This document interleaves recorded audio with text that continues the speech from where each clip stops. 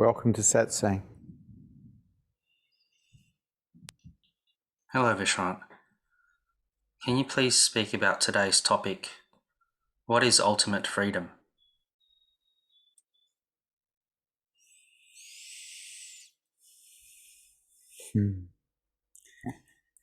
There's no such thing as imprisonment or freedom.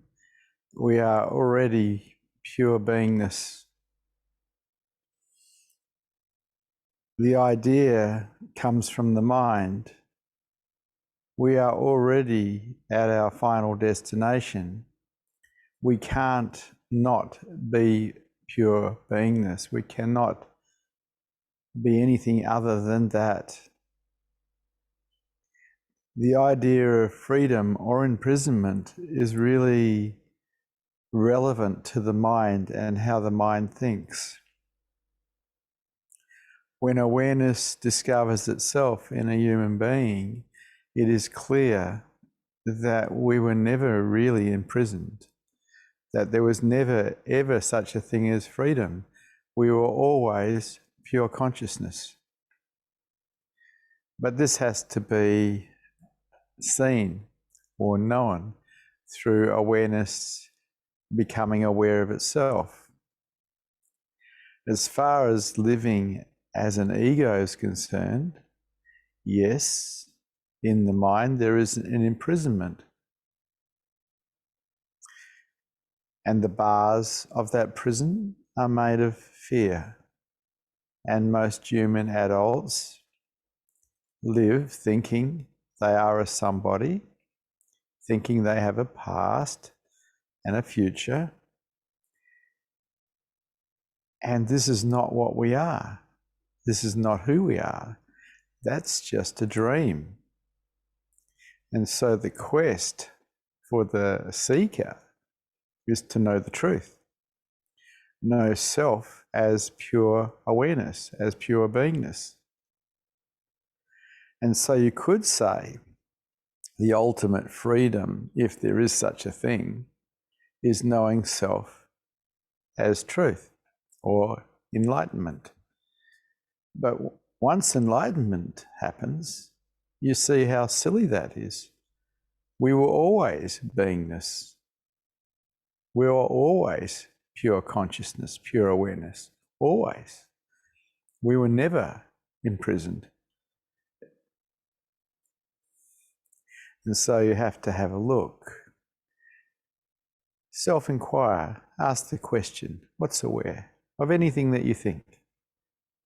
What's aware? Turn awareness back to itself and discover your own true nature. And then you'll see exactly what I'm saying. Are there any questions? Any statements? Any challenges to this teaching today?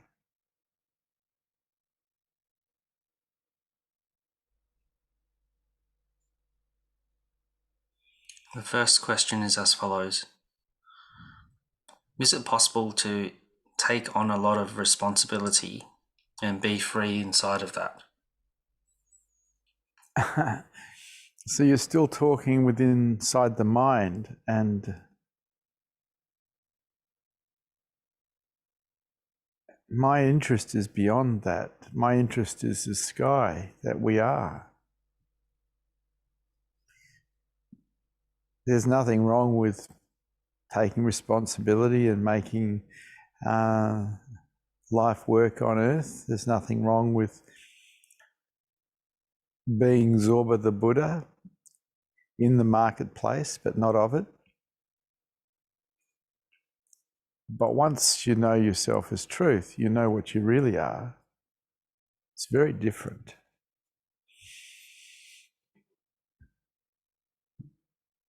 Because you've probably opened up so much to wake up, you're probably perceiving love because it's everywhere. And because you're perceiving love, you'll take care of everyone and everything all the time, because that's how love affects the mind. Very beautiful, Very beautiful way to live, the way of the heart. But it's a little unusual because most people live as a survival mechanism, just trying to make ends meet. But if you can open up and find love, perceive love, take away all the things that are in the way of that perception, your whole life becomes such a blessing. You love everyone, you love everything, and you just want to help everyone. That's just how it is. That's how love affects the mind. But even in still doing that, knowing self as truth, it's just a game.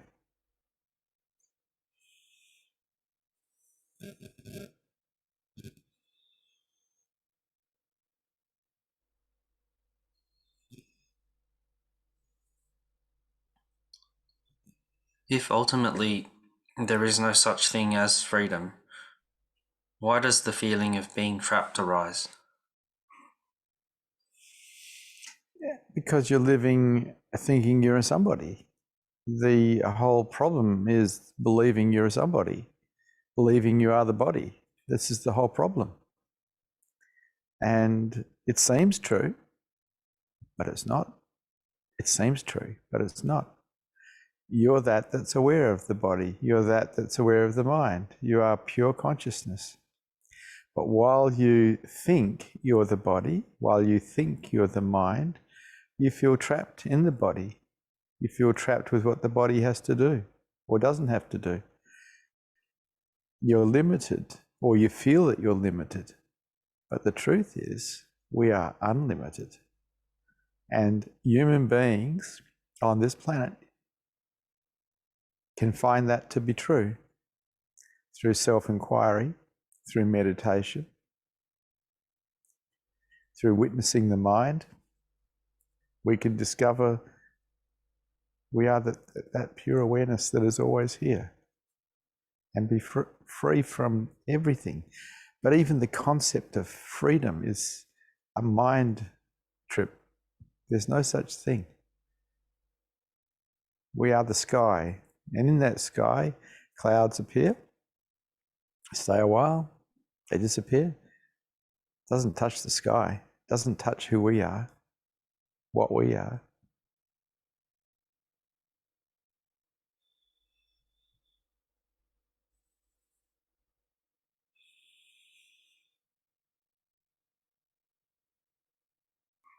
Does the knowledge of this truth, that I am unlimited, help?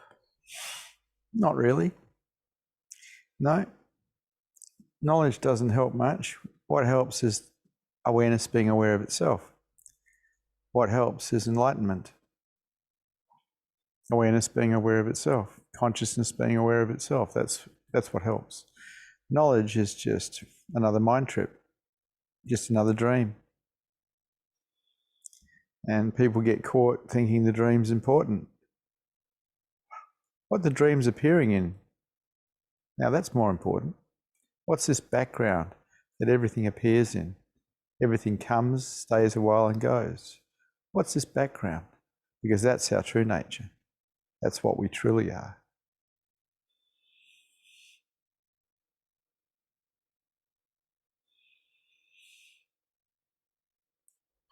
Next question is from Susha. Hello, Hi, Susha. Vishrant. Hi, Vishrant. So, why are we so identified with the false one? Why is the identification so strong? Because the mind doesn't know any better. It's ignorant. They say that ignorance is bliss, but I don't think so. People feel pain, they feel the discomfort of the body, they feel the movement of the body, they feel the movement of the mind itself, they feel emotions, and then they identify, the mind identifies with that. My mind, my emotions, my body, my pain, my future, my past.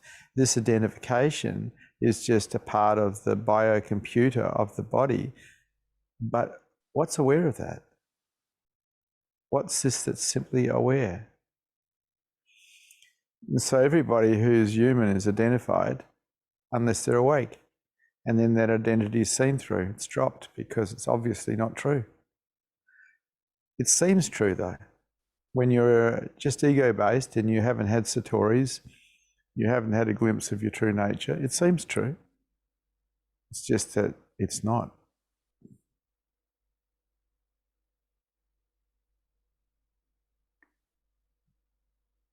Even after having some glimpses, when it comes back, when that identification comes back very strongly, it's a struggle.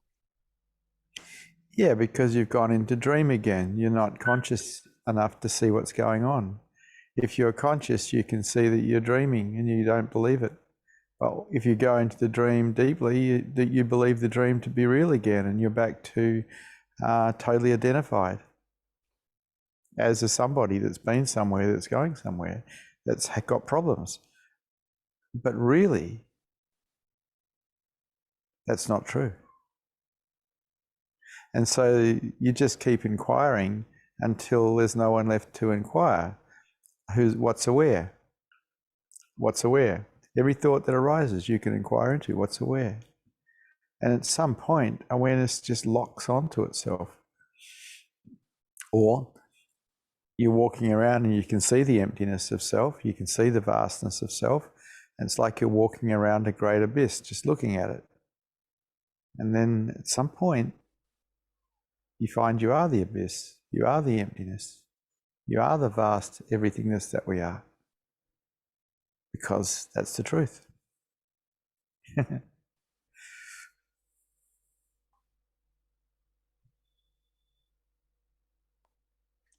So everything should be, every thought should be self-inquired, should be asked the question, what's aware? What about the body? What about the sensations of the body? Yeah, what's aware of that? I can only talk to you really about my own process. The first time that I experienced self as the universe was self-inquiring Zen style in 1987, asking the question, who am I? And answering it and then discounting the answer. And I'd been asking that question while walking on the foreshore in Applecross, Perth, for about 4 hours, just playing with it, asking the question and discounting every answer that came out. And at some point, it was like there was an echo happened, because I'd answered the question as nothingness. And this echo came back. And suddenly I found myself as the universe, every particle. And at some point, every particle was love. Wow, just blew my mind. Never recovered from that.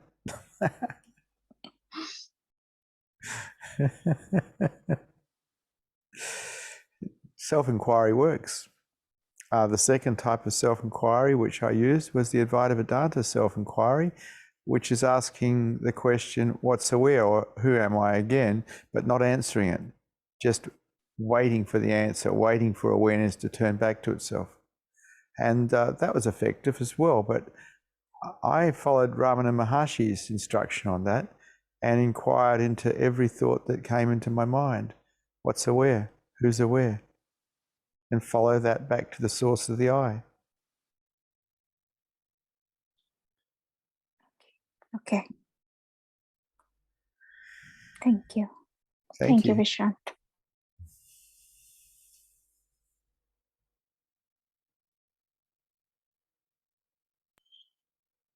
I have a follow-up question to what you were talking about with Susha. What to do if I keep walking around the abyss but never fall in? I didn't say fall in. I said you walk around the abyss looking at the emptiness and suddenly you find you are it. There's no falling in because there's no one to fall in. What's looking at the abyss is awareness, but it's still looking at it through the filters of the mind. At some point where it becomes just simply aware of itself, and at that point you find that you are it. And if that doesn't happen, well, it's not meant to happen. You can't guarantee anything with self-inquiry. All you can do is do it and see what happens. There's no guarantees because you're entering the unknown. You've let go of control. There's nothing more you can do. That's it. And either it happens or it does not happen.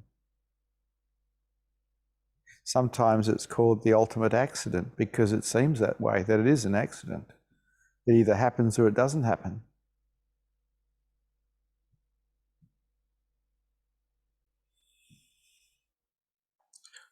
Does a desire for the accident to happen help? Yeah. Yeah, without the desire to be free, without the desire for enlightenment, you're not going to do it. You won't have the motivation to self-inquire. You won't have the motivation to prepare the mind for enlightenment. The desire for enlightenment or desire for freedom, because a lot of people think that's what enlightenment is, that desire is the only desire that's worth having. It's the best. The stronger the thirst for truth, the stronger the thirst for freedom, the more that you're going to do to prepare your mind for it.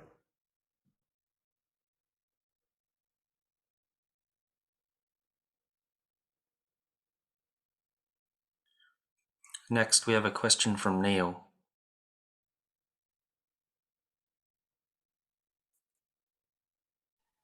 Hello, Vishrant. Hello, Neil. So last time you mentioned that we should stop expecting others to operate in a pattern that we want. And I tried to do it, to stop expecting others to operate in the way I want. But I noticed that deep down, still I'm expecting others to operate in a way that I want. So is there a way to really not expect? Yeah, I kind of have a different expectation. That would be that they won't operate the way I want. You know, human beings do what they want to do, and you try to control them, and maybe you have some effect over them, but really a lot of it's just out of our control. And the wanting to control, the expectation that things should be a certain way just creates suffering for us.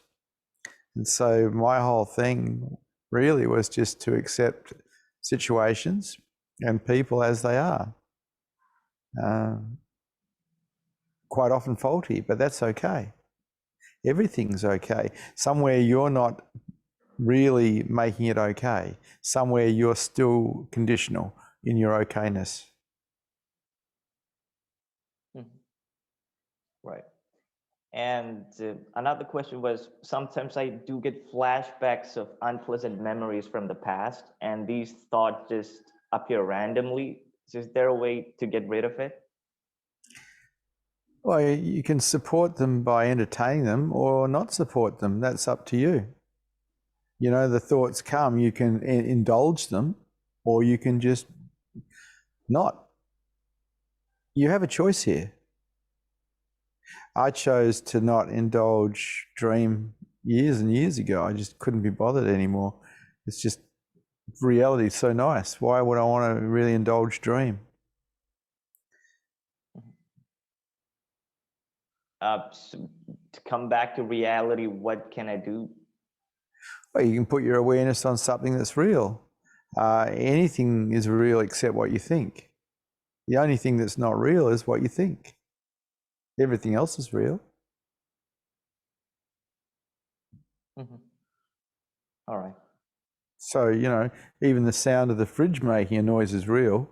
What you think about it is not real, but the sound is real.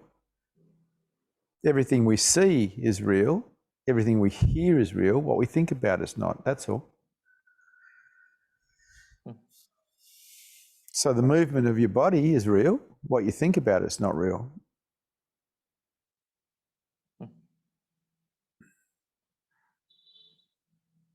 All right. That was it. Thank you, Vishrant. Thanks, Neil.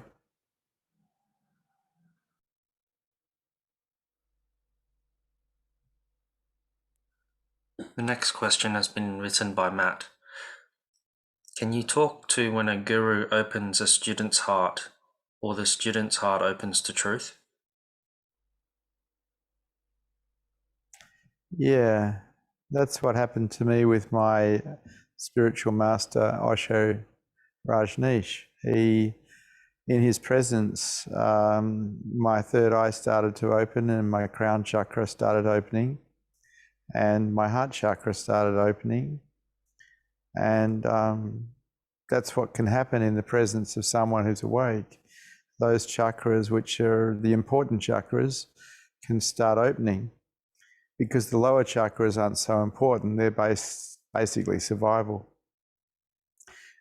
In a spiritual life, we're really looking for the heart chakra, the crown chakra, and the third eye to start opening up. And in Osho's presence, I found that that was occurring. And because of that, I consider him my spiritual father because he germinated that in me.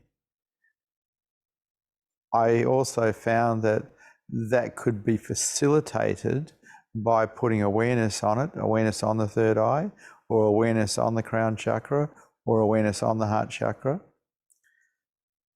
So it's up to you what you do. It is lovely to have those chakras opened. Most people don't have those chakras opened.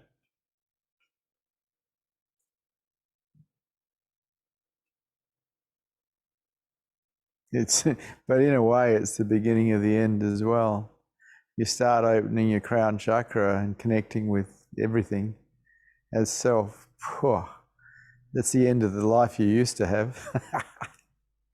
Your heart chakra starts opening, and all of a sudden you become a kind person because that's how love affects your mind. You just want to take care of everyone and everything.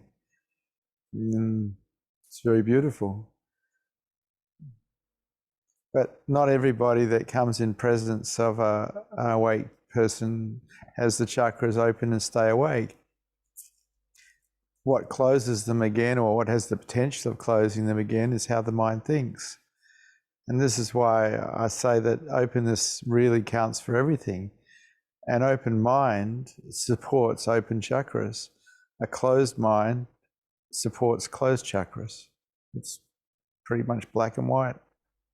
How open are you, or how open can you be, is relevant to the chakras.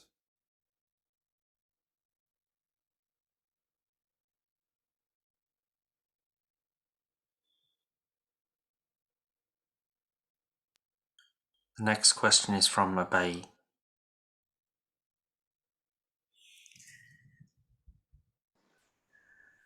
Hi, Vishrant.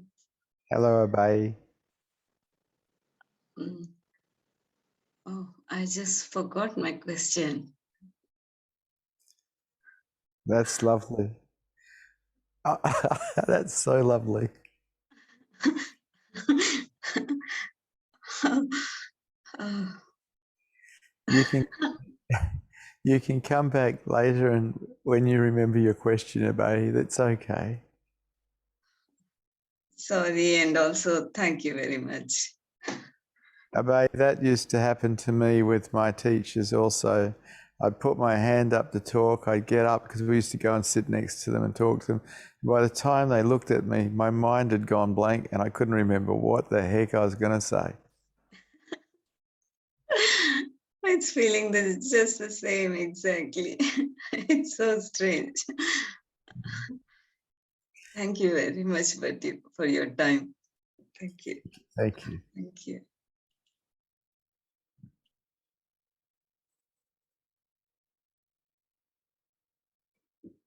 The next question has been written by Utsa. Hi Vishrant, I am sick of this false I, living as this dream. Nothing seems to give satisfaction. What can I do to come out of this dream? Thanks.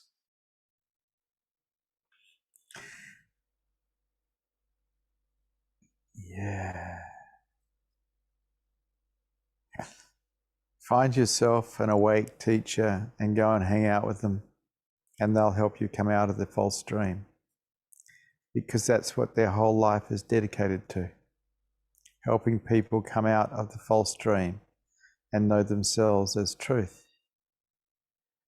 And someone who's awake can help you with that. Someone who's not awake probably can't help you with that because they're lost. And so I was attracted to the awakened ones because I was interested in getting free. I was interested in coming out of the false dream and knowing myself as truth, like you. So I found myself looking for the awakened ones and sitting with them and talking with them. That's the best you can do for you. That's the best.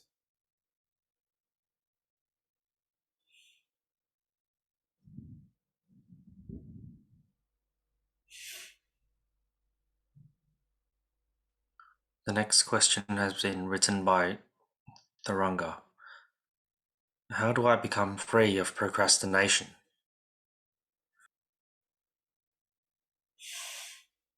Okay, so I can only talk about my own experience here. But when I was 19, I noticed that I would worry about things and that I would procrastinate things. And I noticed that I picked it up from my family. My mum worried a lot. And I realized that it doesn't have an advantage at all to worry, only a disadvantage, keeps you locked in your head, and it's a form of suffering. And so what I did is every time I noticed that worry would arise, I would discount it. I would let it go. I wouldn't entertain it. And so every time that any form of worry or procrastination arose and I saw I was involved in it, I just let it go.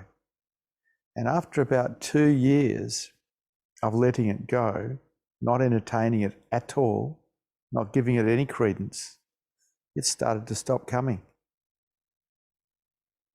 And really, I haven't really been worrying at all for 46 years. Something like that. A lot of years.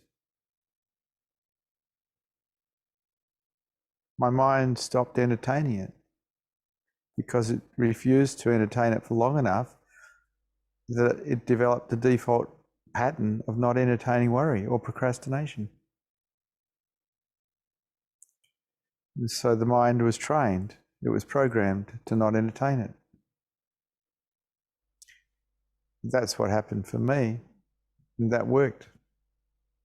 I can't see any value in entertaining procrastination or worry. None.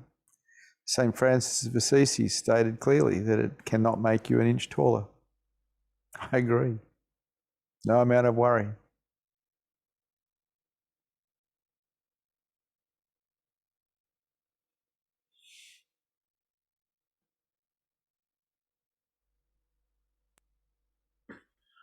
The next question. What is the difference between feeling free and being free?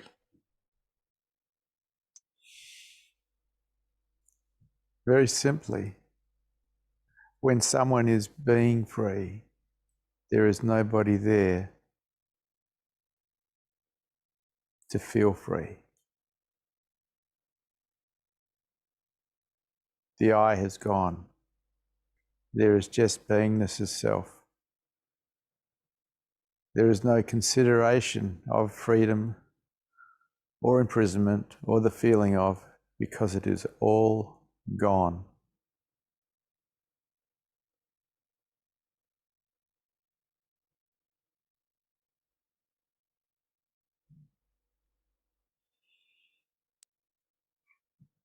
Did you experience greater levels of freedom as you got closer to your enlightenment when you were a seeker?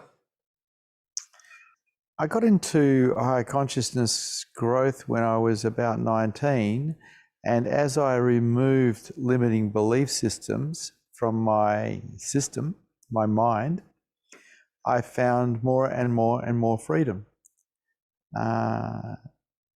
In that I was living as an ego at the time, and I felt way better off without a lot of the limiting belief systems that I'd picked up from my upbringing. And so there was definitely a sense of getting freer as consciousness levels rose. There was also a knowing that my suffering levels had gone right down because I wasn't creating suffering for myself. I was not resisting life. I'd learned to accept life as it is. If you're suffering, it means you're resisting life. And we don't need to resist life. We can accept life as it is.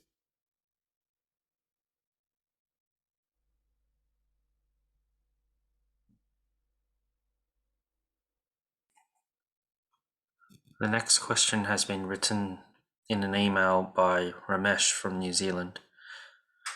I've been listening to Osho for the past 2 years. I'm not his official sannyasin yet because of COVID, but I believe I am myself. I've been meditating since January and listening to online discourses. And since a couple of months, I'm feeling some changes and experiences in my body, like electrical shock sometimes when I do meditation. And while my gratitude towards Osho, second thing from the base of the spine to the top of the head, something hammering at different spots, like under the end of my spine, stomach, a little over the stomach, chest and head. Otherwise, I'm completely relaxed and happy with the technique I'm given by Osho from his discourses. Right now, I'm doing Vipassana, witnessing my thoughts, breathing in and out hard for 10 minutes. In the past, I did a few times dynamic workshops in New Zealand and by myself in my room. Could you please help me out about these hammering or beating, or what this beating means? Yeah. So when people start meditating, all sorts of energetic phenomena can be experienced in the body and around the body. And the wanting to know is a problem because it takes you away from reality.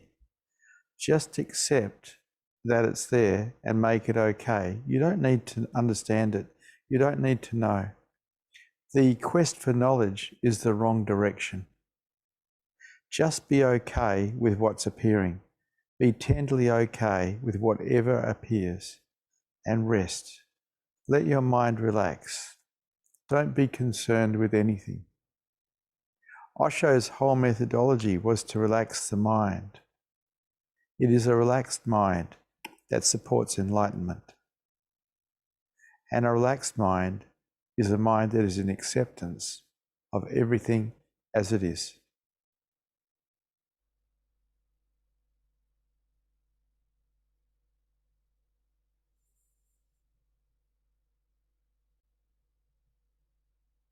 The next question has been written by Gerline.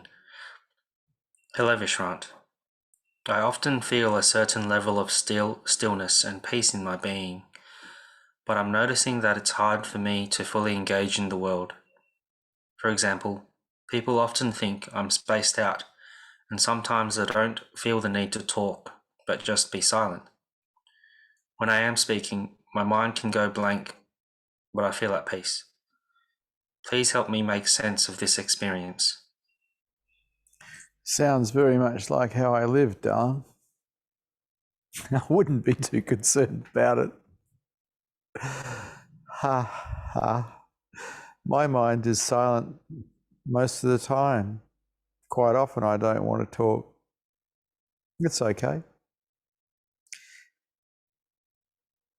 It's actually really better than okay. It's wonderful. Just let go and be okay with what is.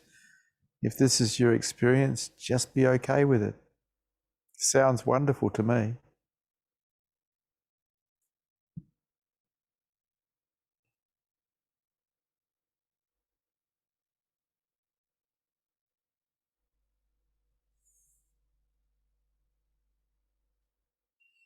The next question has been written by Vasu. Are Alzheimer's patients secretly all Buddhas, as the mind isn't there? By the way, I've just received spiritual mechanics today. synchronicity. Everyone's a Buddha.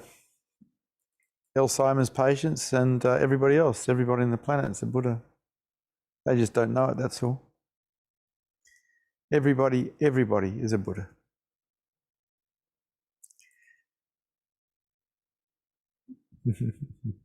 Okay.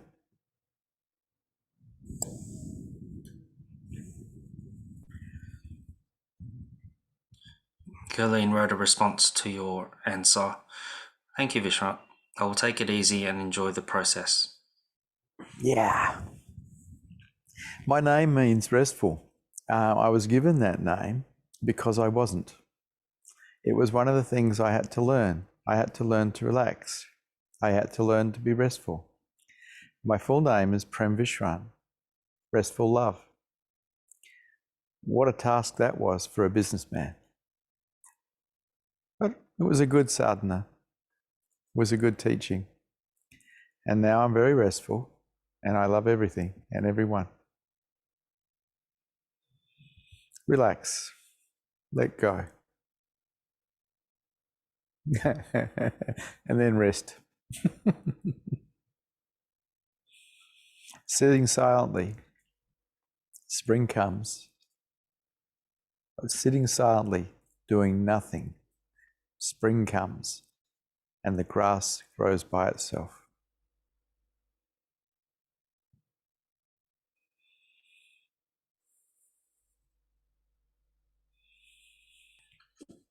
The next question has been written by Fashid from Afghanistan.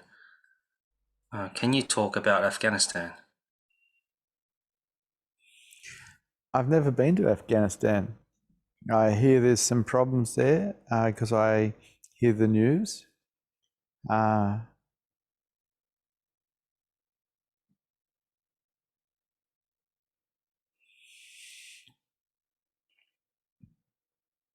Love is the answer to everything. No matter what religion, no matter what is happening, love is the answer to everything. And if you can be open, if you can be accepting of life as it is, you will perceive love everywhere. And because of that, you'll take care of everyone and everything within your facility. This is how love affects the mind. This is the beauty. And this is the basis of all religions. Openness counts for everything. Be open. Be accepting. Be free.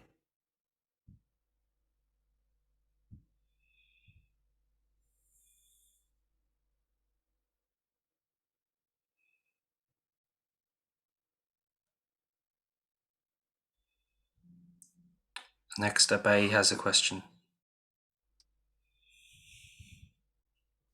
Hi, Vishrant. Hello, Abhay. Vishrant, can I do something to increase my thirst for truth? Abhay, you are very thirsty for truth. Give me a break.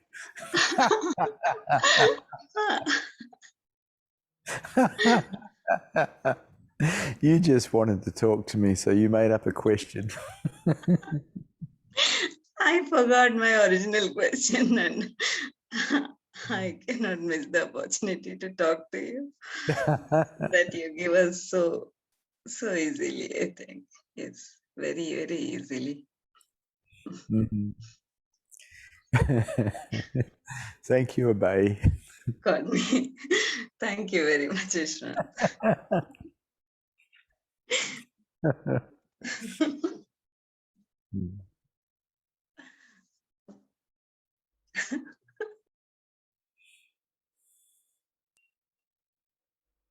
The next question is from a viewer. When one accepts life as it is, what happens? Wow, nothing. It's not about changing the world. The world is going to do what the world is going to do. And to the most part, you're hopelessly helpless in that. But what you can do is accept life as it is and have a beautiful life and share that beautiful life with others. If we're in constant resistance to life, we're creating suffering for ourselves. and then we share that with the world. What do you share with the world?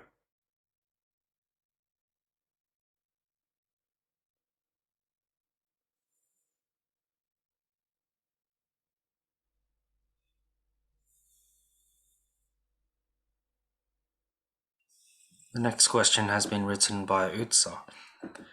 Hello, Vishrant. I feel I need to open more and feel more relaxed while talking to you. Sometimes I'm fine while asking questions, but at other times I feel some fear and shyness. What can I do to open up more?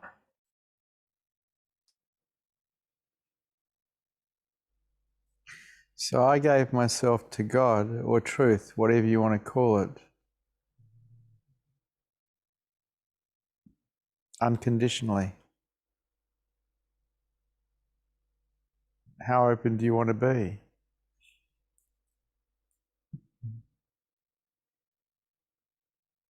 It's thy will be done, not my will.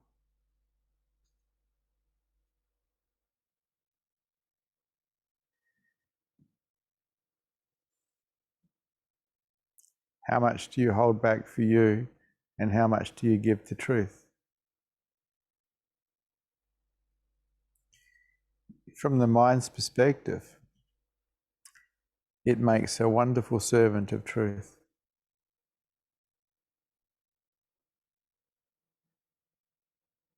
Because truth is our true nature, not the mind.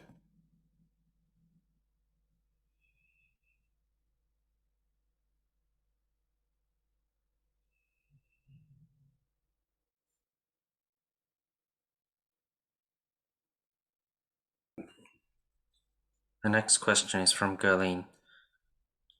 Can you speak about Osho's vision of the new man? And if you think this vision is being fulfilled, how can we contribute to Osho's vision? Osho's vision. Well, what I got from Osho is that he wanted people to wake up. Bottom line. That was it. Bottom line. He talked about the new man being Zorba the Buddha, in the marketplace, but not of it. In other words, being awake. A lot of people got this idea they were already the new man. That was an incorrect understanding. The new man is someone, or man or woman, who's actually awake and in the marketplace, enjoying the pleasures of life, but not being attached to them, because they know themselves as truth. This was Osho's vision. He wanted everyone to be awake like he was, as everybody who's awake does. Anybody who wakes up wants it for everyone. A lot of people, though, go into monasteries or ashrams to seek enlightenment. And Osho wasn't encouraging that. He was encouraging people to stay in the marketplace and wake up. Because if you wake up in a monastery and ashram, it becomes rather constricted just to the people who are there. You wake up in the marketplace, it's a much stronger awakening. And then you can share it with everybody. You can have a family, you can have a job, and you can be awake. You don't have to hide away. You'll find that attachments won't be there, but so much love will be there. I feel that Osho's way of the heart message was beautiful. To live the way of the heart. Take care of everyone and everything. Openness is required for that. All defenses are in the way. Osho's legacy is in the sannyasins that are actually living the way of the heart, that are teaching the way towards enlightenment, because they've woken up. And there are a few. His legacy is well and truly alive. It cannot be stopped. It is like wildfire. Zorba the Buddha is here.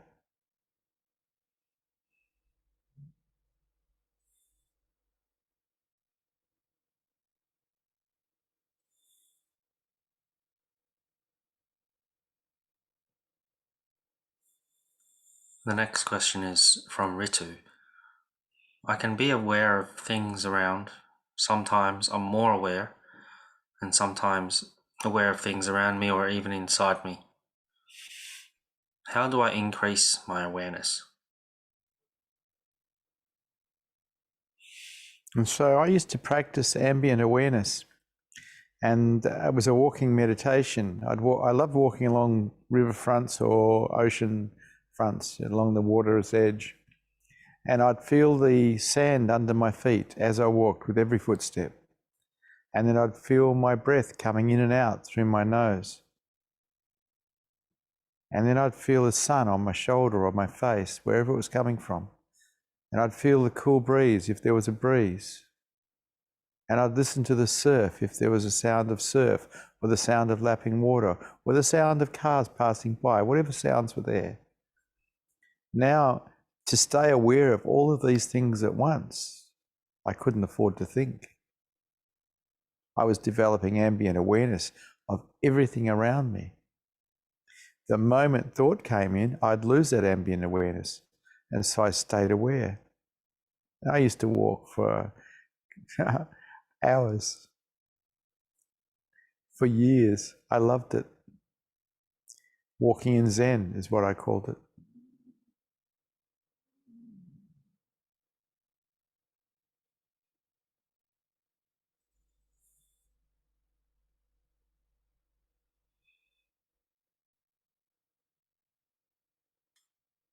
The next question has been written by Tharanga. Does changing or questioning your beliefs that make you close require analysis? They require you injecting doubt into the belief. Any belief that has doubt injected into it loses its integrity. It loses its solidity. It starts to break down. And so we challenge beliefs by injecting doubt. It works.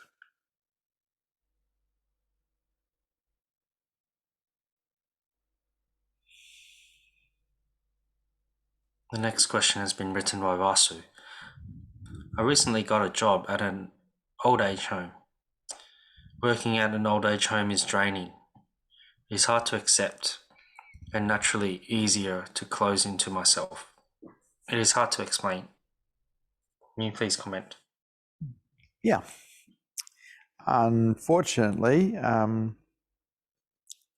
it sounds like you're energetically sensitive, and the energy that you're picking up in the home that you're working in is wiping you out. People in the home are putting out sleepy energy, tired energy, tamasic energy, and you're absorbing it, and it's affecting you. When you get home, you should have a nice cold shower, freshen up, have a dance, release some of the energy that you've picked up. It's probably not yours. Get free, get some clarity, clear your energy field every day. When I was working as a naturopath, psychotherapist, I picked up massive amounts of energy off people. Sleepy energy, tired energy, tamasic, rajasic, all sorts of energy. And I had to clear before I'd even touch my children. So I'd dance, I'd have a cold shower, let it all go, so I could be fresh. So when I picked my kids up, I didn't pass any of it on to them.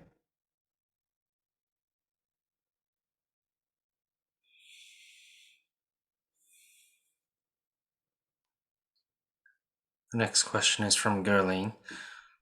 Is there a difference between the terms awakened and enlightened? Yeah, there's lots of different definitions around awakened and enlightened. To me, they can mean the same thing, but to other people, they can be just, well, awakened can be, oh, well, I'm just aware of more things. I'm aware of what's happening in the world. I've been awakened to the rubbish that I've been fed. But true awakening, as I see it, is the same as enlightenment, which can also be misunderstood because enlightenment can be seen as, well, you have a lot of knowledge about something. No. In the spiritual sense, awakened or enlightened is awareness being continually aware of itself 24 hours a day, 7 days a week. That is enlightenment, and that is fully awakened. People can have awakenings, which are like satoris, where they get glimpses of who they truly are, but that's not enlightenment. Enlightenment is awareness aware of itself 24 hours a day, 7 days a week.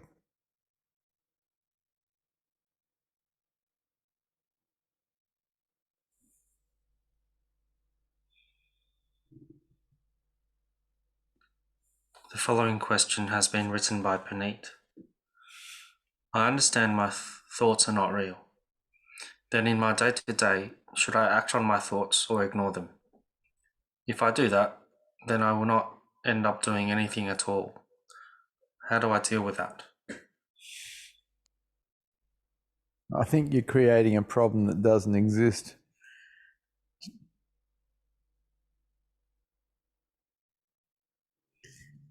Just live your life. The thoughts come. They say that you need to go to the shop to buy some groceries. Go to the shop and buy some groceries. Just use a little common sense with it. I don't have any interest in thoughts, really, but I still use my mind from time to time to get things done, like a mechanic would use tools out of a toolbox, and after finishing doing the job, put the tools back in the box. This is the best way to deal with the mind, to use it when it's needed, and when it's not needed, keep it quiet. That's the best you can do. There's nothing wrong with the mind. It's okay. It's just, it's not who we are. We're that's aware of the mind. And it makes a wonderful servant, but a terrible master.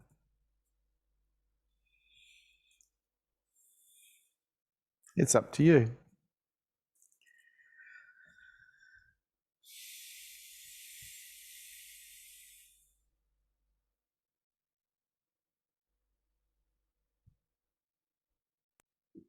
The next question has been written by Shaina. Hi Vish. In being with other people who are living in victim consciousness, I would previously feel compassion. Lately, the urge to move away from them is more prominent. Could you please comment? Okay.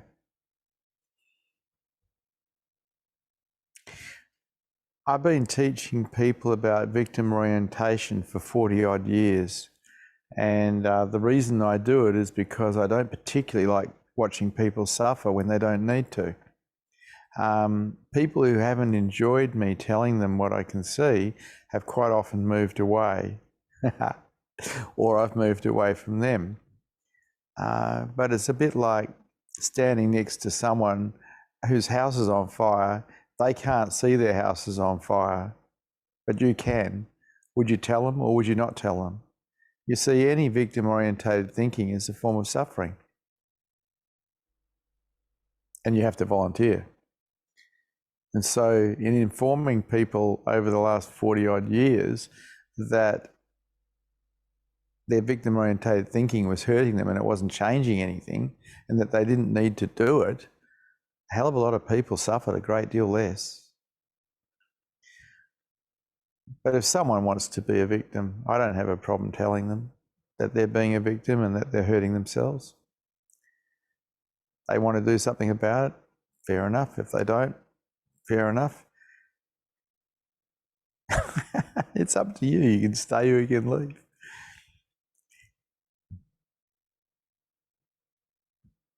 I think I love people so much I have to tell them. I have to tell them that their house is on fire. I hope that helps, Shaina.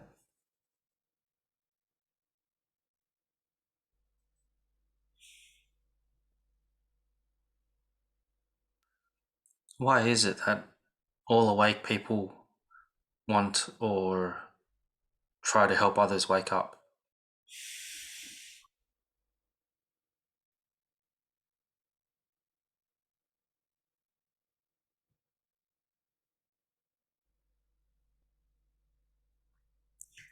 When you love someone or something, you take care of it. You just want to take care of it because that's how love affects you. And so awake people love, and they just want to take care. It's about it. It's that simple. It's not complex. Love is the most beautiful thing here. It is the true jewel of consciousness. And all you have to do is open right up and stay open, and it's there. It's always here.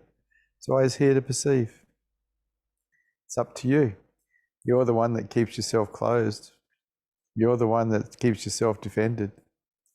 Well, as long as you keep those defenses and those closures in place, the chance of the perception of love is going to be limited. But it's going to be limited by you.